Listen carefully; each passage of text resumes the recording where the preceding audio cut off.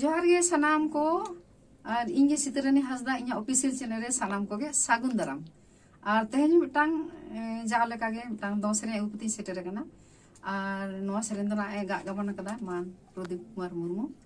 और चलो ना नवा दो सेरे आजम पे और चेलका पे आजम दा लाइक शेयर कमेंट दा आलो पे हिड़िया और ठीक गया नवा वीडियो तंगरे तान पे चलो